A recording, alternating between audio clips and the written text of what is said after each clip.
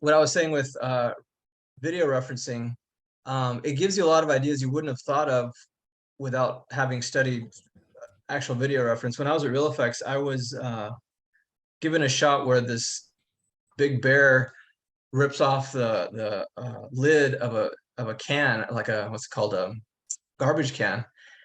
And I thought, I'm gonna go do reference. And I went to the kitchen of the studio, and I found a big old kitchen garbage can with a lid.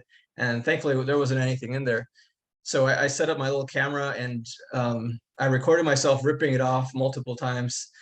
And one thing I noticed that I wouldn't have thought of doing on my own was as I pulled this lid off, I did this with my arm, and then my body reacted, and then my head, it was the last thing. So I actually had overlapping action on my head. So I thought, oh, that's interesting. So I built that into my animation, and my lead animator, he saw that and he thought, oh, that's really nice overlapping action. And I would have completely missed that if I hadn't thought of, if I didn't do video reference. So with that said, you don't necessarily have to do 100% what the video reference shows you. You can certainly exaggerate certain areas. Kind of like we were talking about with Luke's, the tail is up in the air. Maybe you're using that to communicate that in a way that the fox is thinking. I'm not sure, but the main thing is that video reference is going to help you come up with ideas. It's really kind of I would think of it like kind of like a blueprint, and then you can add or take away from it. But if without that blueprint, you're going to waste a lot of time, and you're probably going to have to redo a lot of stuff because you don't have a solid foundation to build your animation on, if that makes sense. Right. Okay. Yeah.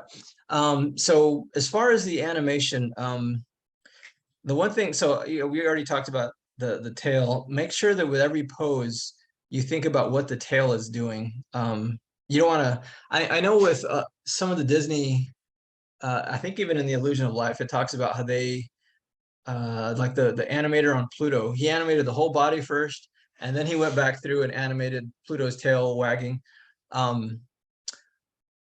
With this, because we have so much control, we have all these little controls that allow us to pose very quickly our whole character. You really don't want to leave your tail for the end. You want to find the right pose with find the right pose for the tail for each body pose. I made the mistake of leaving my tail for a character that I designed when I was at Ringling for the very end, and then I ended up not getting around to it. So I just have this nice body movement and then this stiff tail that, and I regret that I left that for the end. So just animate the tail with the body. Okay. And then, so in the end, and I think you might have seen it for my example for the video that I created, working in stepped mode.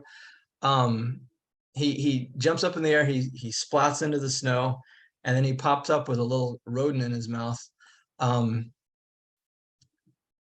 Yours kind of cuts off right as he hits the snow. Yeah, I wanted to retime it because when I was doing it, I realized it was like because it was like the full 120 frames, and I was like, that's too long. I'm gonna cut the top part a little sooner. Yeah, so in watching this, yeah, you need more time in the end to give us some kind of resolution. So I just stopped it, or just before the jump. So you can see the red here. More than 3/4 of your animation is before he jumps. So you can steal a lot of time from that. You don't necessarily have to steal all of it, because it would be nice to have him think and anticipate. But I would say even half of this, you could probably cut half of this out and then use that for the end. So we see how he resolves this situation. Maybe he gets stuck in the snow. I'm not sure, but yeah, just give yourself more time by cutting from the beginning. And it's important to recognize that within a studio, if you're given 120 frames, that's all you're given. You're not going to get another 5 frames or 10 frames or whatever, because that means more time on the animation. So they're very strict about budgeting what you're given in an animation.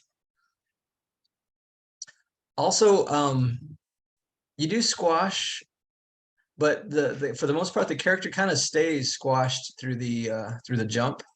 Like you can see, he's still squashed here.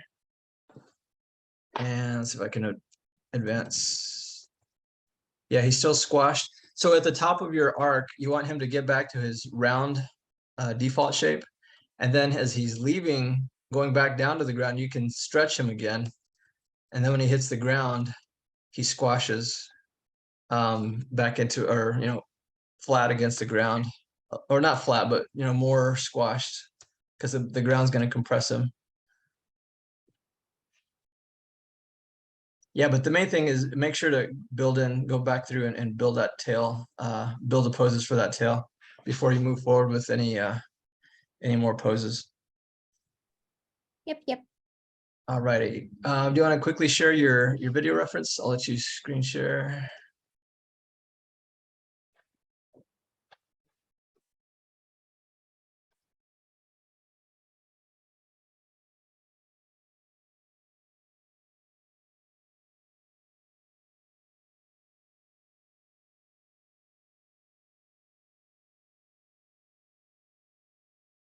It's kind of just a short one. Well, Okay. it's actually super long by 1 minute, but there's a lot of anticipation. Yeah. So because he doesn't catch anything, and in the video reference that I use for my fox jump, he's also in the snow, and he doesn't come up with anything. But I realized that's not really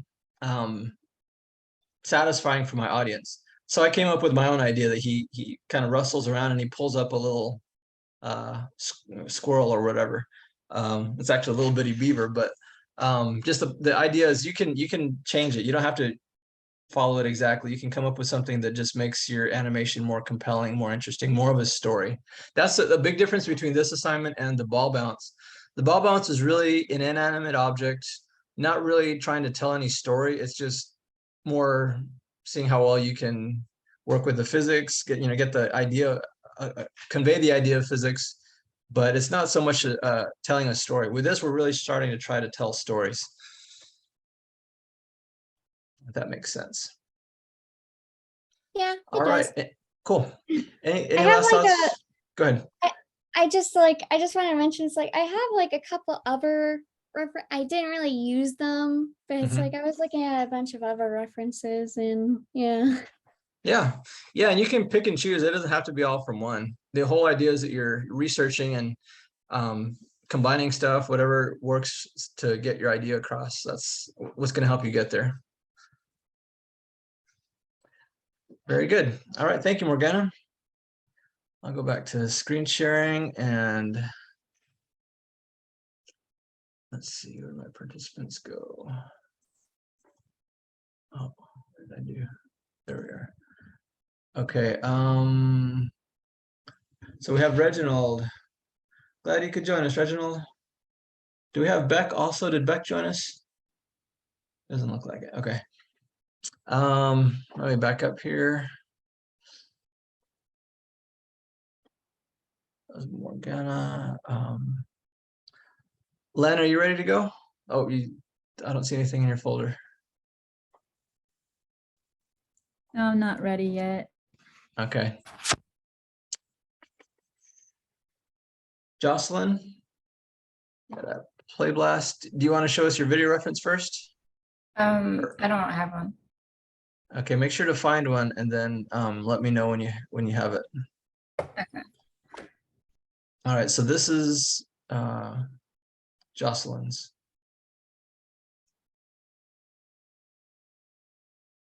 So the first thing I'll say right off, and maybe I wasn't real clear about this, for today's critique and then for Tuesday, we're working exclusively in stepped mode.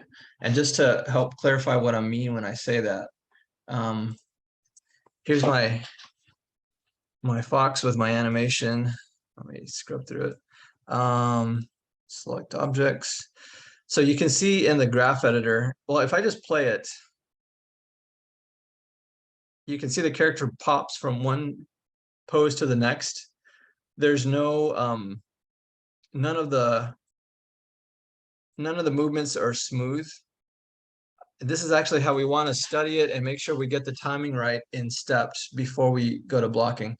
So if yours looks like this, I'm sorry, if yours doesn't look like this, if it's all splined out like this, you know, that's creating a lot of problems for you that you're gonna have to go through and fix. So to fix that, to start with, make a selection of everything in your graph editor with your all button selected. Select objects, make a marquee on everything, and then go to this. For the most part, we use linear tangent, fill tangent, and step tangents quite a bit. Go ahead and just click on step tangent, and then it'll bring everything back to stepped. Also, make sure to go to animation preferences. I think I mentioned this in class last time. Go to settings, animation, and then make sure your tangents are set to default in tangent clamped, and then default out tangent stepped. And that'll get your character back to stepped. I'm still screen sharing. Okay. Yeah, you can see that because it's in spline, he's just sliding forward. He's just really floaty. And you want to avoid that at all costs. You don't want to have your animation feel floaty unless he's actually like in water or in the air, but that's most of our characters are going to be grounded, so they need to have some real physics applied to them, not just floating. So what's working well for Jocelyn?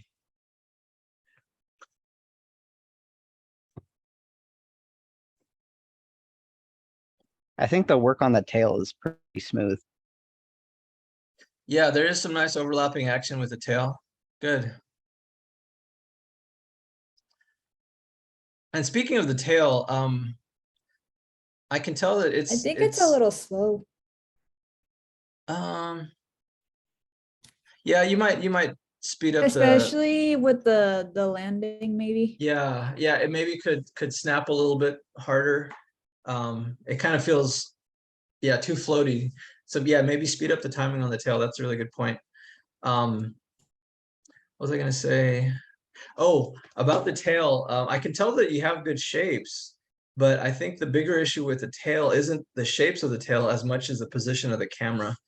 If you take your character, like on this frame, and you make it silhouette, like I think I mentioned in class last time. I'm gonna bring up mine again for a second. So in this view, you can see that there's I'm gonna hit 7. Oops, 7.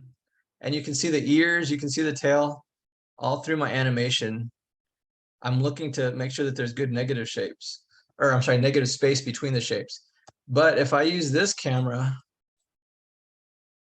and I hit 7, you can see the tail just becomes part of the body and we lose a nice silhouette. So between these two, this is obviously the better camera. Or maybe it's just a better shape of the tail, but just reposition your camera. It's going to save you a lot of issues. You don't have to repose out your tail. Just reposition your camera to get a better silhouette. And it looks to me like this beaver is attacking something, almost like a dog who's going to bite something. Is that kind of the idea, or what's the motivation in this one? Yeah, like kind of like they're sneaking up on something. Okay, is that what your video reference shows? Yeah. Okay, let's go ahead and pause on this and go ahead and screen share. Or did you say you had your video reference pulled up? Or you said you didn't have one? Yeah, I don't have one. Okay, yeah, make sure to show, like I said, your video reference, because that's gonna really inform what the motivation is. So without a video reference, what can you add to this to communicate that this beaver is gonna bite something or is attacking something? Maybe like a target. I'm sorry, maybe like a target. I didn't make another model for whatever it would be attacking. Yeah, and you can make it really simple. Like we saw a very, very simple rabbit. Didn't take hardly any time to make that, or just some simple shapes. maybe if it's a beaver and beavers really like trees, maybe he's attacking a tree to bite it and, you know, start to gnaw on it or something. Whatever you feel will work, just make sure that it's not too complicated. Yeah. Any last thoughts for Jocelyn? All right, thank you, Jocelyn. Let's see where we are at. Jocelyn, and then Joe, you ready to go? Yep, I'm ready. You can hit the doc. Should have a link. The other one, well, yeah, that's my video. Actually, yeah. Let's go ahead and watch your The reference. video reference first. Yeah, I just put a link to the YouTube thing. Perfect. It should start at the right time. Okay. And it's just the first video of this compilation.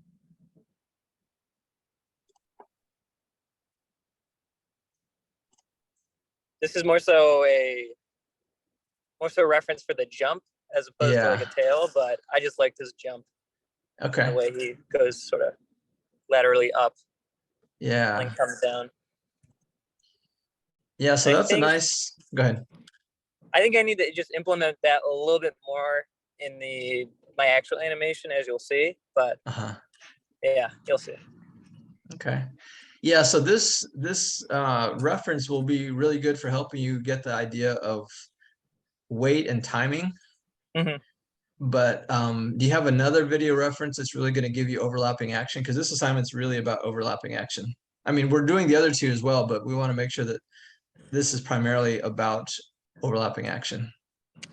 Yeah, I guess I need to find a fox one now. Okay. For some reason, I didn't think about that of the tail part for reference, but yeah. Or you could find a dog doing similar jumps, because you know, there's a lot of dogs that they just find a dog with a tail. That's the key. Yeah, that's true. That's true. Yeah. See, it's hard. I don't think anyone out there is making videos of foxes doing obstacles that I can find, but I'm sure it exists. Yeah. If not that, then with dogs. Yeah. It looks like he's having fun with his owner. Okay. Yeah, so let's go ahead and watch your video, your play blast. Oh, he's got a bunch of obstacles. All right, gang. So what's the first thing I'm going to say about this play blast? I already know. All right, Joe, what am I going to say? I'm going to say get rid of the thingies around the dude. You got it. Do you remember how to do that? Oh, yeah, I remember how. I just thought it'd be a rough play blast, and I was in a bit of a rush as I did it. So I was like, yeah, it'll be fine. But no, I know that now. Good. It's never fun to show those controls in the play blast. And they're super simple. What I do, I have my working camera is my perspective camera. So I do all my adjustments and everything in here. And then I have my play blast camera, which is my presentation camera, not my working camera. So I just have this stuff in the play blast. I'm sorry, in my camera view. The only thing I'm showing is I guess the NURB surfaces are the tail and then the polygons. So I don't have any NURBS curves showing. So it's never a matter of having to go through and turn everything off and turn everything back on. I just have it always off on my camera view. Also, and I showed this to my morning class, a couple of my students are confusing the frames per second with the frame count. So if I go up to display, heads up display, make sure you have current frame turned on. And that frames per second, I don't really ever use it. I don't know anyone else who really does either. So yeah, this is what it should look like. So let's go back to yours. All right, so what's working for Joe? It's pretty rough, I'll admit, compared to everyone else's, but we're getting there. Well, you do have some good things going on. I like how the fox is, especially in the beginning, he gets to the edge and then he hops back a little bit. He's kind of shaking a little bit. There's a lot of personality in your fox. Thanks. I would just like I said to, I don't remember who it was before, but make sure you animate the tail through the entire animation, not just the body. Yeah, I was gonna find do good what you poses. did and do it at the end, but since you said that, yeah, I'll definitely start doing that as opposed to waiting. Yeah, yeah. With 3D animation, it's hard to justify waiting to do the tail or any other appendage because you have so many controls. When you're having to hand draw every single frame, and you have to redraw because of all these mistakes, it's just so much more work. But it's too easy for us to to not do it. So at the end, he's kind of jumping up and down in the same place. Is that kind of his celebration for making it, or? Yeah, it's supposed to be. Yeah, I'm just gonna Okay. make his tail maybe like wag a lot and work with that. Yeah. The other thing I would say is go ahead and start using squash and stretch too. Because I did. This was sort of just like the framing of it, and then afterwards I made another save to which I started a little bit on the squash and stretch part. Okay. But yeah, I'll definitely start doing that. Okay. A lot more Good. now. Yeah, because this rig is so simple. It's such a simple character. We don't have a lot of other tools other than using squash and stretch to help him express his personality. And you can see if he stretches, he's like excited, and if he squashed down, he's maybe sad. That's a really simple way to convey those emotions with just squash and stretch. Good. Yeah, do you guys have any other thoughts for Joe? All right. Thank you, Joe. Yeah. Let's see where we go from here is Hunter. Do you have any video reference for us, Hunter? It should be the. Oh, the tail video reference. Okay. I cut it down to the section that I was using for it. So. Is she kicking her dog? Looks like she kicked that poor dog in the chest. I guess he kicks her back though. Wow, those are really acrobatic dogs. Yeah, so this is who was it? It was Joe. Yeah, so here's a video reference of a dog with a tail. Oh yeah, there you go. Yeah. That would be better. Yeah. I would have to say this tail, there is some overlapping action with it, but there's a lot more secondary action where the body is looking at the person, like especially through the end, right here, where that tail is wagging up in the air and it's kind of doing its own thing. It's complementing, the fact that the dog is paying so much attention to its owner right there at the end. But yeah, we're focused more on overlapping action. Okay, so that's the video reference. And here's the play blast.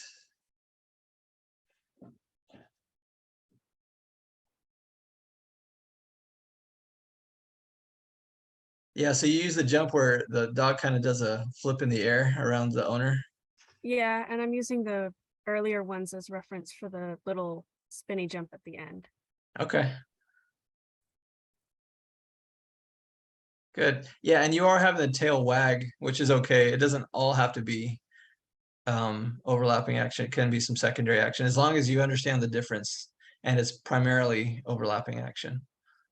And I really like in the beginning, right here, those little, as a body goes up, the tail goes down. The body goes up, or the body goes down, the tail goes up. So that's that overlapping action. It's dragging behind the body. Good. So how can we help Hunter improve this animation before moving too far into more breakdowns or whatever? I definitely like the idea of it doing like a little like Mario jump flip thing. It's a cool idea. I think if it's maybe like after it jumps off the wall, it's probably a pretty light object or being, whatever this thing is. So like in the dog video, the dog kind of floats for just a little bit in the air, just sort of doing that, like its legs are sprawled out and it's kind of falling back down. Yeah. Okay. Let me actually watch that one more time. I'm trying to think. It might be, yeah, it might be present here. I forget. Yeah, that dog gets a lot of nice hang time. And on Yeah. the opposite end of that, let me jump ahead a little bit. On the opposite end of that hang time, there's some nice hang time. Just before the jump, he gets off the wall or that lady pretty quickly.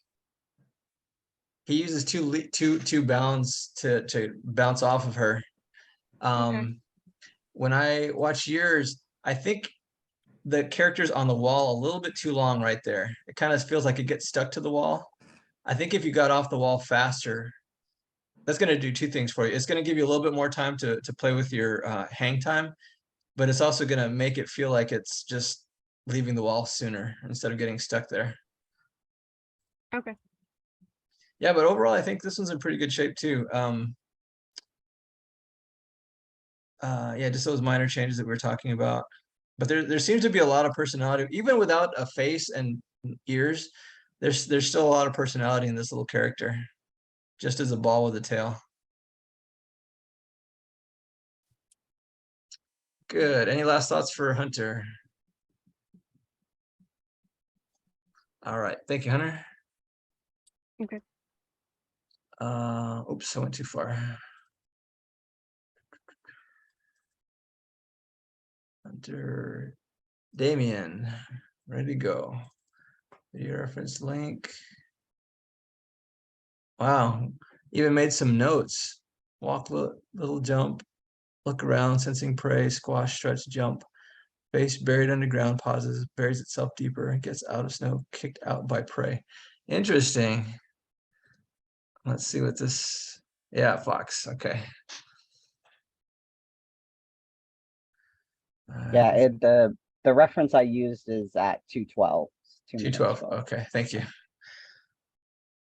Let's go over to 2:12. It's pretty short. Yeah.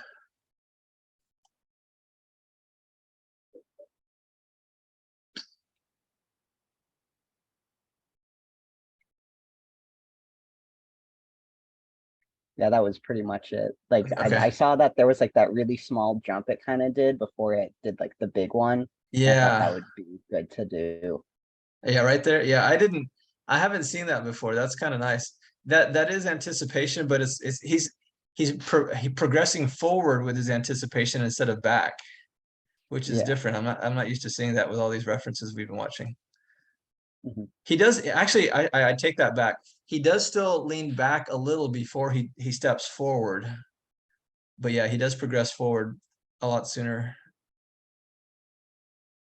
Right there, you see him sink back just a little bit, and then he takes a step, and then he jumps up. And he really buries himself deep in that snow. So with your you're going to do this a little differently, where you're going to have the prey kick him out. Yeah, I thought that would be like fun story. Yeah, wise. that's a little twist. Good. Yeah. Are you going to use like the beaver, a second character, or what are you going to do to convey that? No, I just did like a donut shape to make like the hole, and it just like jumps out kind of, and it like looks surprised in the video or my animation. Okay, let's have a look.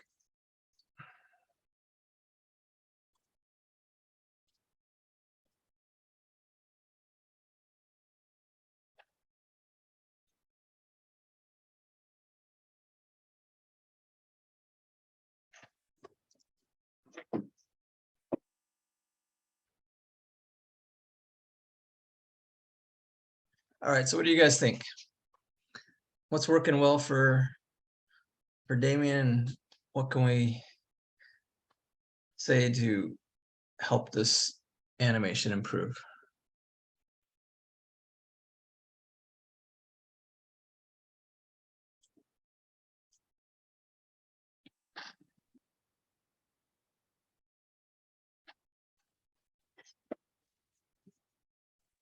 I think if you made the arc, like he jumps really high, so I guess just make sure that you're making the arc that he sort of jumps in makes sense. He does jump high in the video, so I guess just make sure to follow that and like the angle that he goes in on that. I really like the idea of the hole forming though when he lands. I like how you did that. Yeah. Yeah, speaking about the arc, I do like that it's really high, but for such a high arc, I feel like you can hang him in the air a little bit longer. Yeah, one of the Maybe. problems one of the problems I was dealing with, like, is because we have only so many frames per second, and so I was having like, I think like my little jump in the beginning looks good, but like the stuff where like jumps up and is burying himself, I was having difficulty figuring out like what should hold the longest or like what can Yeah. go super fast, and that's what I was struggling with. Mm-hmm.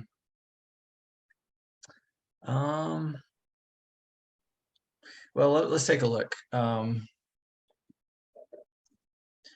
So he gets up there, you're jumping even before you get to halfway through. I was expecting maybe that it's a little bit sooner, but no, it's actually so this you it seems like you kind of pause here for Mhm. a while, and maybe you could steal some of those frames. I'm not sure how many frames that is, but before he squashes, let's just watch it again. I don't know if it's like 10 frames, maybe you hold it for only 5 frames. Mhm.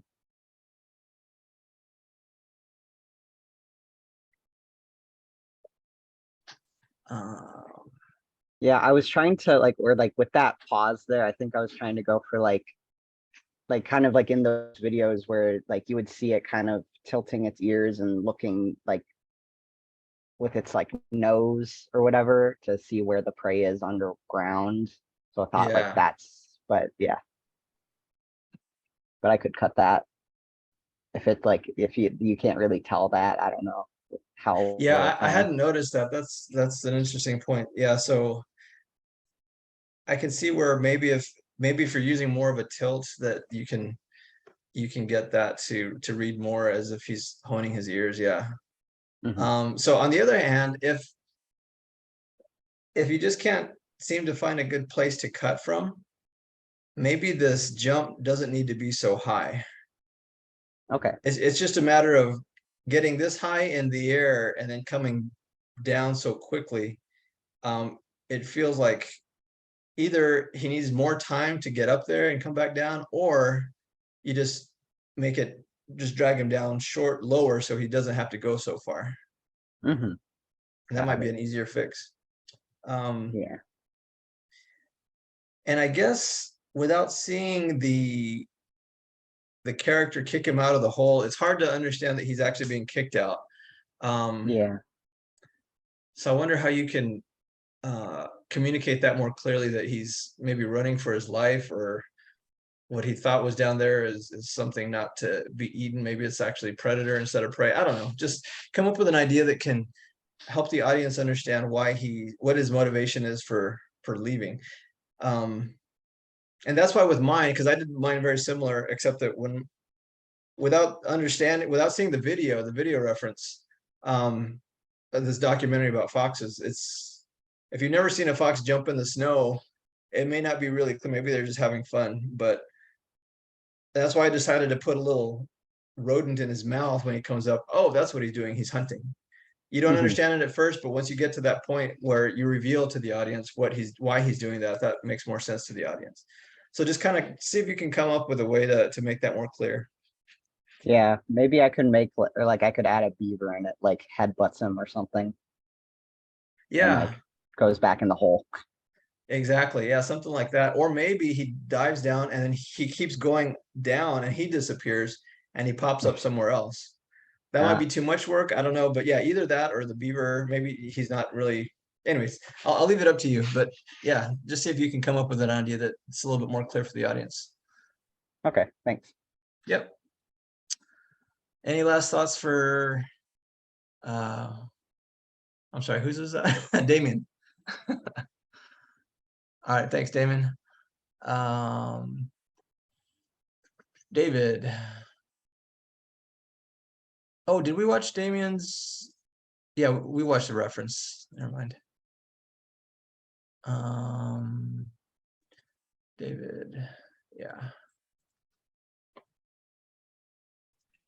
Yeah, my thing starts at 40 seconds in. I love these little fennec foxes. They're so fascinating.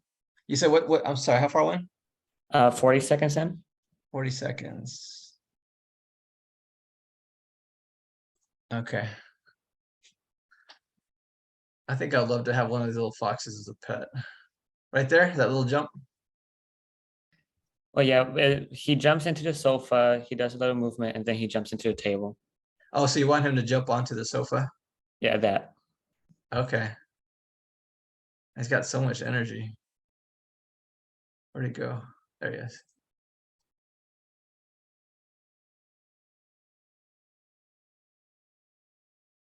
So he's gonna run up and kind of ricochet off the sofa and then jump over onto Yeah. the table. He runs up to the sofa, sniffs inside, and then jumps into the table. Okay. And what would you say your motivation is? What is this fox's motivation going to be? Just release energy. Release energy. So Okay. it's so full of energy and excitement, and Yeah. I guess curiosity too. Yeah. Yeah. So maybe if you can make sure. Well, we'll watch your video. I'm not going to say anything until I watch your video because then I'm just going to waste my breath if you already have done it. Okay. Good. That's a really nice reference. Here's a video. Here's a play blast. Oh, so yeah, you have a blacktail. Make sure you look at the there's an announcement where Mel gives us a solution for how to fix that blacktail.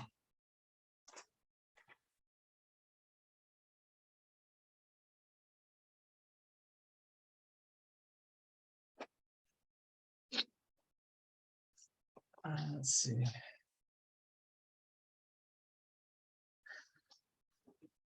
All right, so what do you guys think? Does this fox look like it's releasing energy and super curious, or what do you think?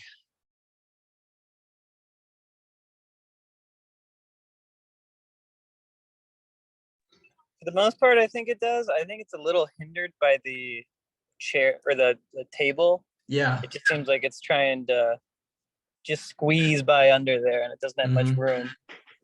Yeah, that's kind of what I was thinking too. I think if you just take a simple fix is just taking that table and making more space between the table and the sofa. And you don't have to, this, like I said, it's not about beautiful modeling, but I would say these legs, they're so thick, they're almost distracting. So maybe just thin up the legs just a little bit, maybe even just take the bottom, the vertices at the bottom and just scale them so they're maybe a quarter of the size as these are. And you'll have this tapered looking table or something, but or just do something so that the table doesn't feel so distracting, I guess. And that's going to give the fox, because the space, the distance that he traveled, you can see that there's a lot more distance between the table and the sofa. And he's just bouncing off the walls. And when he finally does a jump, where is it? 20, you said 40?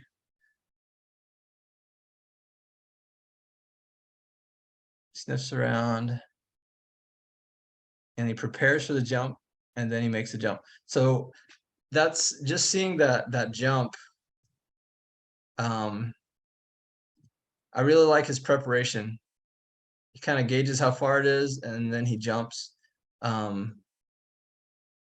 Anyways, yeah, see if you can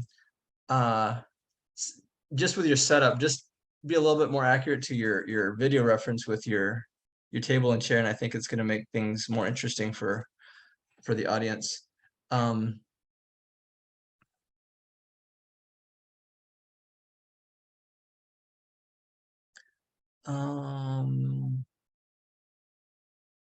Yeah, especially because the table, this leg is so thick that we don't see the fox. It's actually blocking the fox's silhouette right there. Where is it? Right here. Yeah. Yeah, I'll fix that. Okay. And it seems like you do have some overlapping action with the tail.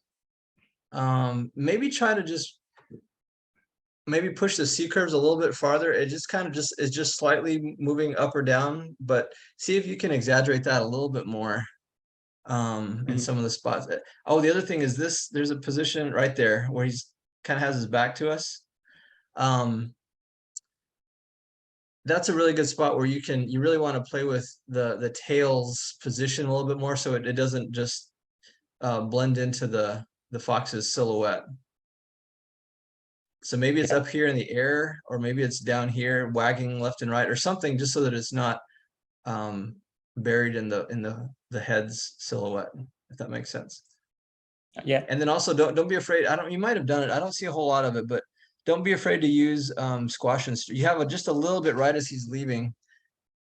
And it might even be where he's hiding behind the table. But yeah, see if you can use squash and stretch a little bit more. And then at the very end, just make sure that he doesn't, he almost moves so fast off screen that it almost seems like he disappears instead of leaves the screen. Let's see, jumps.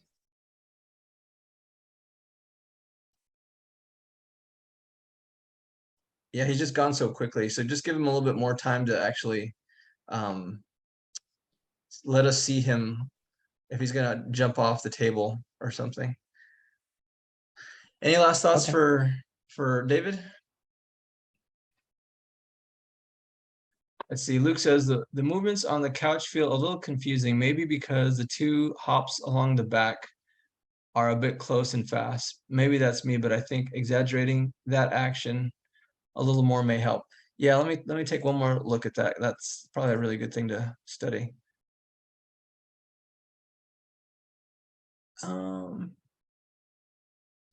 Well, and I can see where, because I mean, when that fox is running around, he's really just running around the walls. He's just bouncing everywhere. So, I mean, for exaggeration purposes, you could slow it down, but yeah, I think I'm okay with it. Just you know what might help is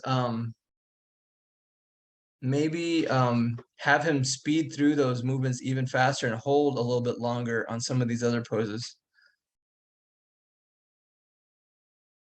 But I get it. I read the intention, because especially because I saw so I guess the last question is, without having watched the video reference, is it really clear that this fox is just letting off energy and just really curious about, maybe this is a new environment to him?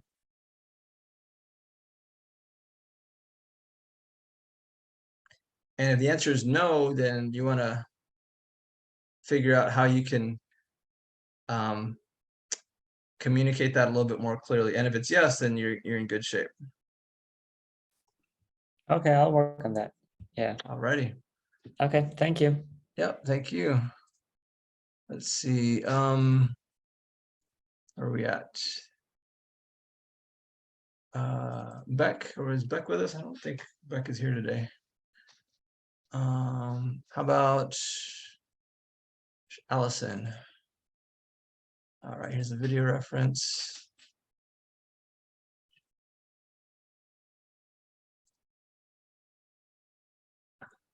I think I have it set at the correct time for the. Oh, good.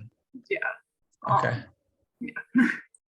So, just to save me in the future, how do you set that time in YouTube? When you click share, like there's a share button next to the dislike button and the download next to the button. like. Yeah. Let's see. Oh, down here. Yeah. Okay. If you click the share button, there's like something that's like save the timestamp. Oh, look at that. Yeah, I've never seen that before. Yeah. Another thing that I do is, if you're like in the video timeline, like you're scrolling above it, you can right click on the like red part and you can click save link from this current time. What? I didn't know that. Oh yeah, I didn't know it for a while either. I just stumbled upon it, and honestly, cool. it helps a lot. Oh, copy URL at current time right there? Yes, yeah. Oh, okay. Yeah, those are really helpful. I'm going to suggest that to my students from now on. that'll save them and me a lot of time. Cool, thanks guys. Yeah. All right, so he jumps up in the air and squashes into the snow and keeps digging. And does he come up with something? It looks like it. Good. He looked like he had a little tail coming out of his mouth. Yeah, he's eating I something. think so. Yep. Yeah. I haven't gotten that far along with it, but Okay. But yeah, I really like the jump of that. Yeah, and what's interesting about this tail, as he jumps, oops, I messed up there it is. It's not just rotating on one axis. Yeah. Let me see if I can play it through frame by frame. Oh, messed it up. Sorry. Right there, it really swings left to right or front to, side to side. Yeah. Right there, you can see that big old swing. Yeah. And I'm not sure what causes that, because generally all these Fox videos that I've been watching, he jumps straight up and the tail is kind of, he must be adjusting his hips or something. Yeah. I don't know. I'm not sure, but anyways, yeah, that's interesting. And then yeah, this tail, because he's 90 degrees, he's hitting that snow perpendicular. That tail just flops back behind him, and it's just flailing around. So that's all overlapping action because of the impact. Cool. Okay, that's a nice reference. Let's look at your video.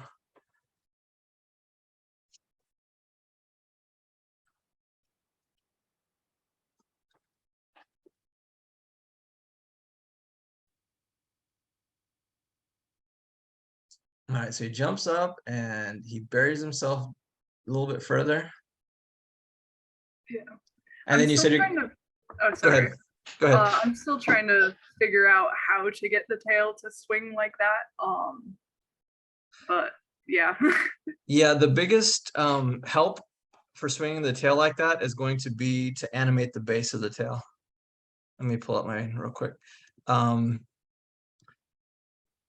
So if you grab this base control, you can really, well, sorry, you're wanting to swing it.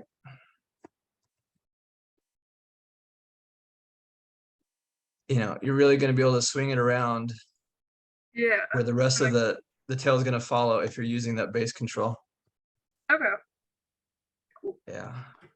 And of course you probably want to use, and like I said this, I think in the class lecture last time, selecting all the controls and zeroing them out.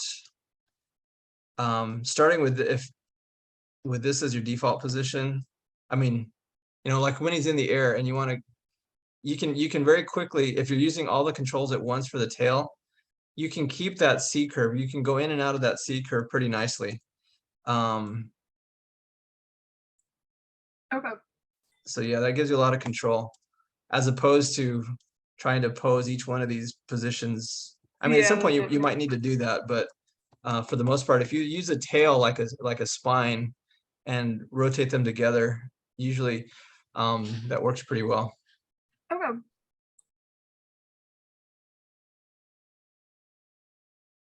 So I want to say that you do use squash and stretch, but I'm not really. I thought you're using it. So again, I would squash him down before he's leaving the ground as anticipation, and then stretch him. And maybe you're doing the stretches in your breakdown poses, not yet. I don't know. So he's flying through the air.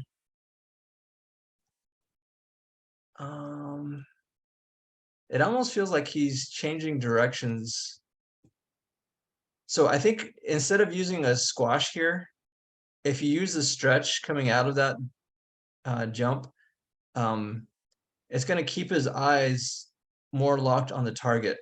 And that's one thing. Let's go back to that reference real quick. Watch the fox's face the whole time.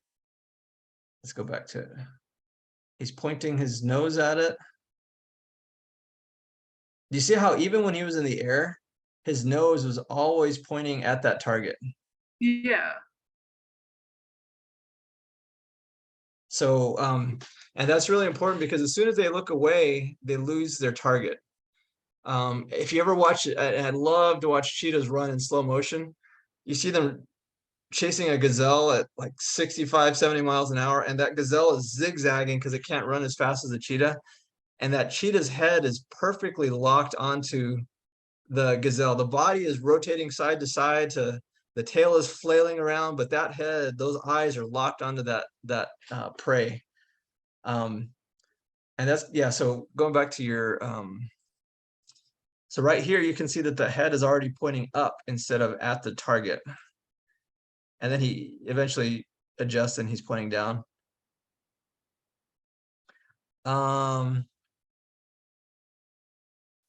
Let's see. Yeah, so you have some nice squash and stretch. That's actually helping you like dig himself into the snow. It's kind of a good use for that squash and stretch. You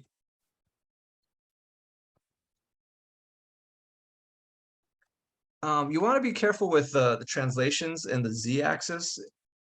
He seems to go from here. Let's see, going back. Let me go forward, I guess, instead of backwards.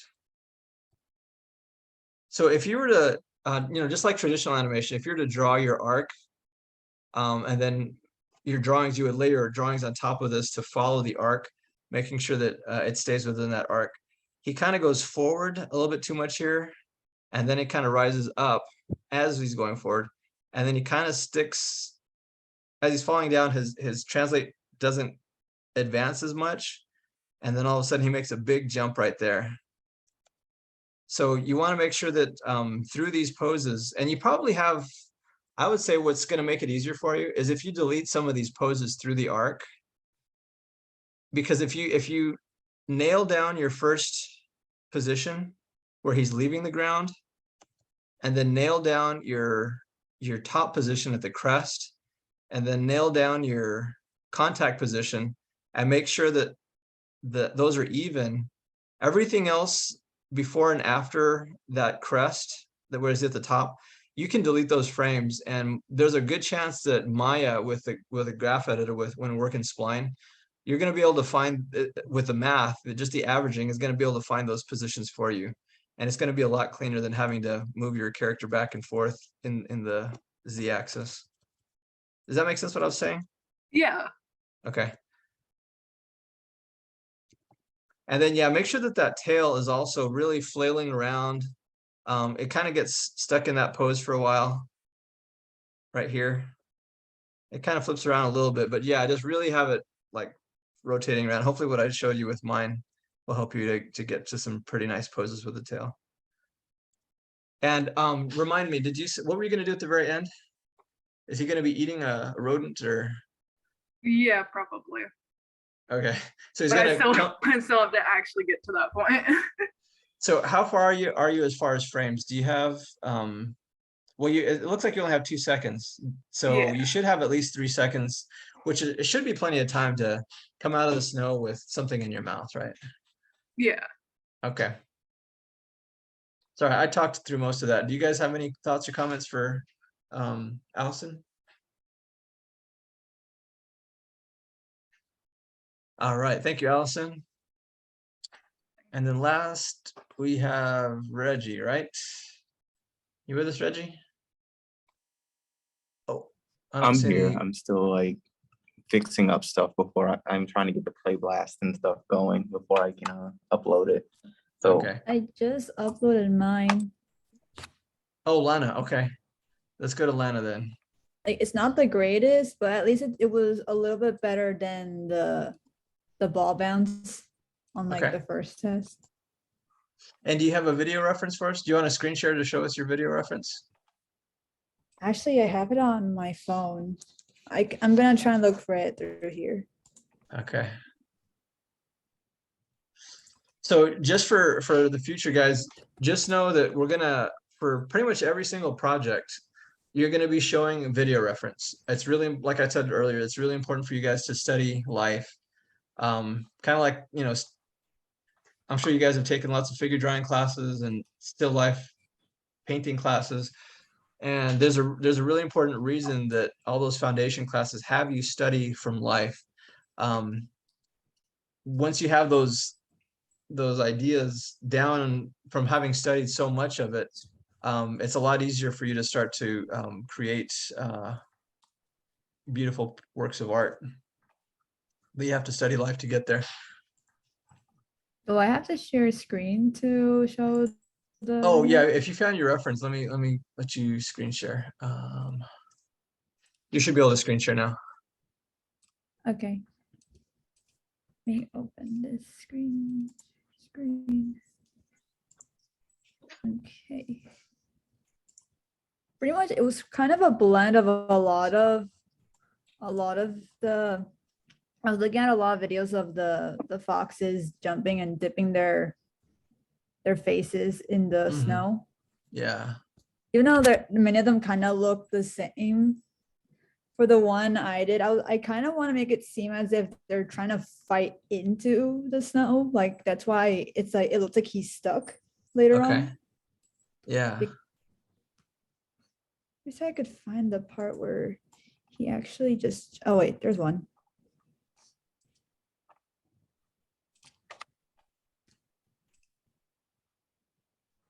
See, even though his tail kind of goes like a different, like not just back and forth, but like also like bit of sideways. That I didn't do that for mine because I was trying to get used to how I control the rig, because the last time I did the ball bounce, I had a lot of trouble with it.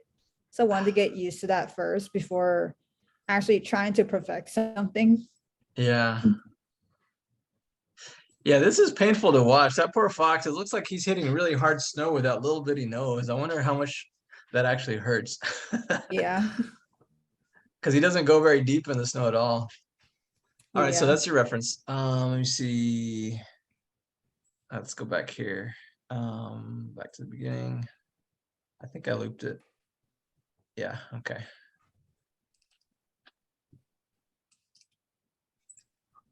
Yeah, so like I said earlier, make sure you know how to set your animation to stepped? Yeah, I think it's already in that. It doesn't look like it. It looks like it's spline to me. Really? Yeah, everything looks kind of smooth. You're not Especially the screen squash and sharing. stretch. Oh, I'm not? Yeah. Sorry. I forgot. I stopped screen sharing so Lana could screen share. Where's my screen share? I lost my Zoom. Yeah, thanks guys. If I start talking and you don't see what I'm talking about, be sure to let me know, because there's a good chance that I think I'm screen sharing and I'm not. I was doing that a lot. I don't know if I did it so much to you guys, but I know I did it to the morning class. I kept talking and talking, and finally someone said, I don't see what your screen is doing. This one. So you guys can see this now? I'm looking at my preferences and it stays the step. Can you guys see my screen? I'm showing Lana's video. Yeah. Okay, I got a thumbs up. Good. Yeah, so you can see that the tail, as it's wagging back and forth, it's just smoothly wagging, and eventually we'll get there. But it's really important to keep it in stepped, because we still need to add breakdown poses and maybe even a few in-betweens before we start getting into spline. If you keep it in spline like this, it's going to be a lot messier to clean up.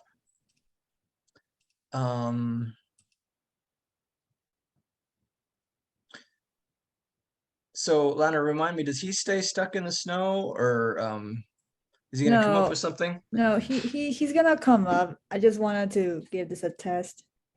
Okay. And I don't remember if I mentioned it in this class, but make sure for everyone, go ahead. I'm just gonna say, go ahead and create a ground plane, just a simple polygon plane, instead of just using the grid, because I think for some, especially if you're using the snow animating the fox in the snow, it's not going to make sense for the fox to jump and hit a hard solid surface.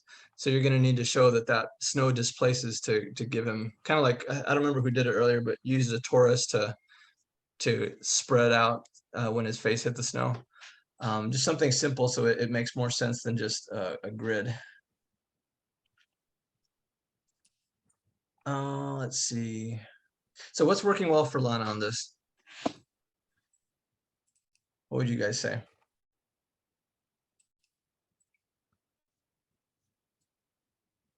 I'd say like the struggle in the snow looks pretty nice. Kind of like while it's holding there, kind of like squashing and stretching. I don't remember who just did it, but someone else did something similar. But with each squash and stretch, the fox went a little bit deeper. I think that would actually help because it just kind of looks like it actually looks more like it's breathing because it's kind of getting bigger and smaller.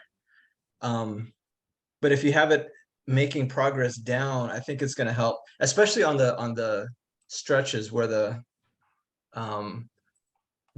body's more narrow in the snow.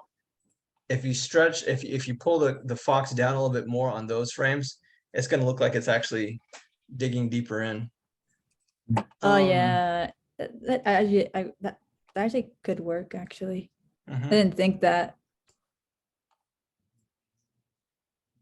And then on the other end, when he's jumping, let's see if I think there's some squash and stretch. Let's see. Let me pause it. Yeah, there's some squash right there. And just make sure as he's passing through this, the first part of the arc. Well, let me just get to the top. So when he gets to the top of the arc, he needs to get back to his original shape, round shape, because he doesn't have gravity pushing against him to squash anymore. But from here, you're gonna squash. And then just as he's leaving, the last frame before he leaves should be a stretch pose. And from that first stretch pose until the top of the arc, you can slowly get out of the stretch because gravity is having less and less effect on him until he's just floating for just a frame or two. And then as he's falling down, you can have him become more of a stretch as well so that he can, when he impacts, I thought he did. There's just a little bit. So on this first contact, I think this is the first contact pose. I would have his body stretched along his body axis instead of squashed. And then the next frame, then you have him squash into that impact position.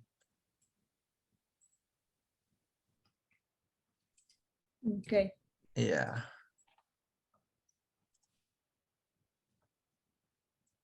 And I think the tail, for the most part, seems to be working pretty well.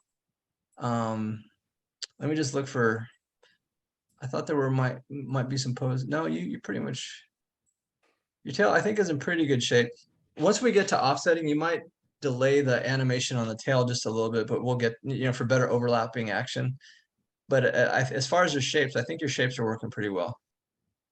If you wanted to, you could have it rotate kind of in a circle a little bit, kind of like what some of them did. I don't remember what your fox did, but instead of just back and forth. But yeah, it's working pretty well. That's not an absolute necessary addition. Any last thoughts for Lana?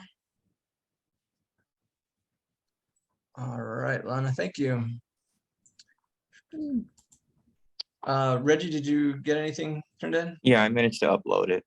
Okay. And do you want to screen share your video reference while this is loading? I do not have a video reference. Okay. Yeah, make sure you get a video reference. Make sure for your Play Blast, you turn off all your controls, turn on your frame. How do you do that? Because I could not find the area that you go to for that. Okay. So again, here's my camera view. This is not my perspective view. In my perspective, I have all my controls turned on because I'm using them in my perspective. My camera view, I have them all off because this is only for my character, I'm not working in this view. This is my presentation view. So to turn those off, each one of these views has its own set of tabs up at the top left. Mhm.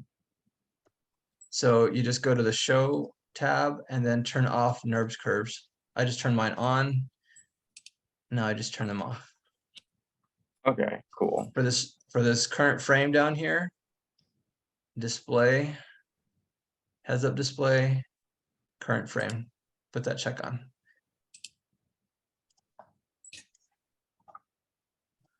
All right. Let me loop this. Pete. Play.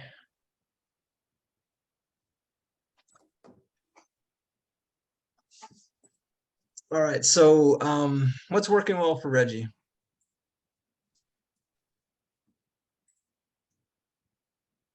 The arc of the tail when it like does its big jump is like really well done.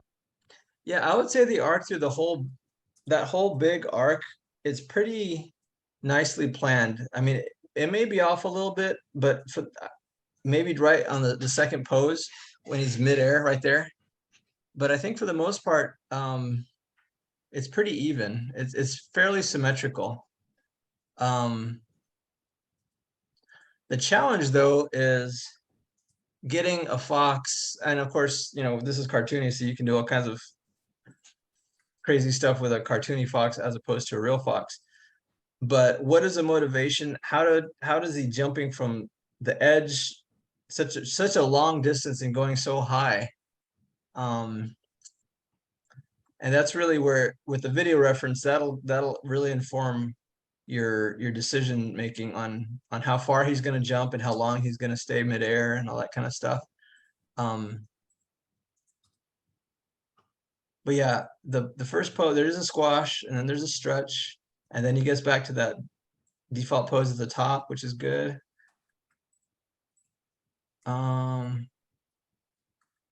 I would say though, even though the arc, the path of the arc seems fairly symmetrical, the timing is not symmetrical. If you look at your translate Z in the graph editor, you'll see that the arc from the jump to the top of the arc is long, and then the arc from the top of the jump to landing is very short.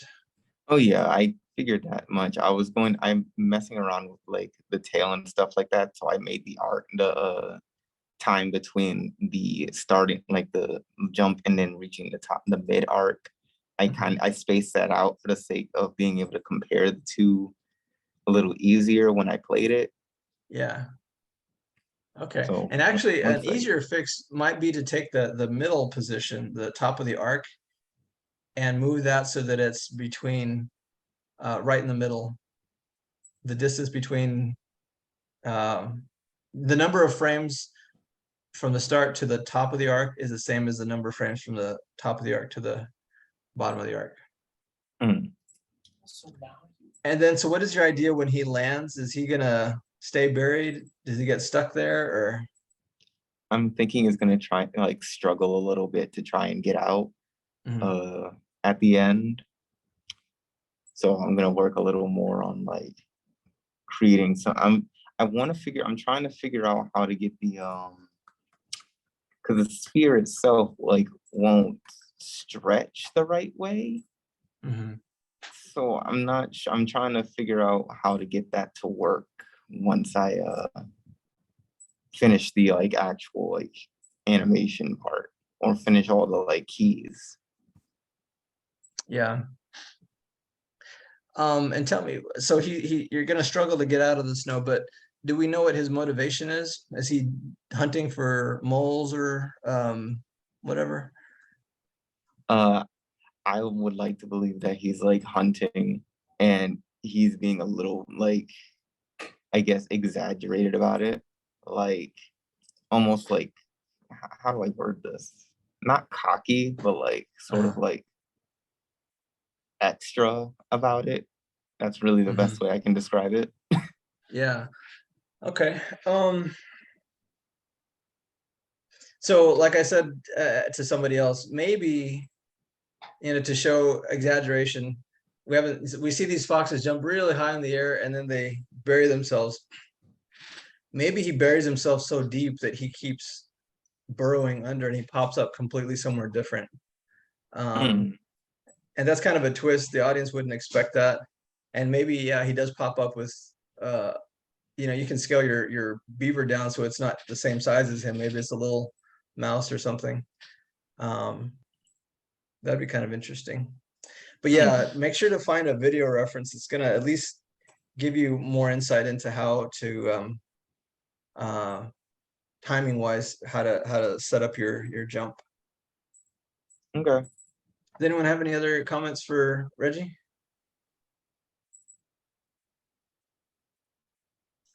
All right, thank you, Reggie. Did I miss anybody else? Everyone got a chance to get feedback? No one's missing feedback. Okay. Yeah, so it's 5:35. Let's go ahead and take a 10-minute break. And then when we come back, I'll be available for any questions that you guys have. How does that sound? All right. And before I forget, I'm gonna stop this remote control or this video recording.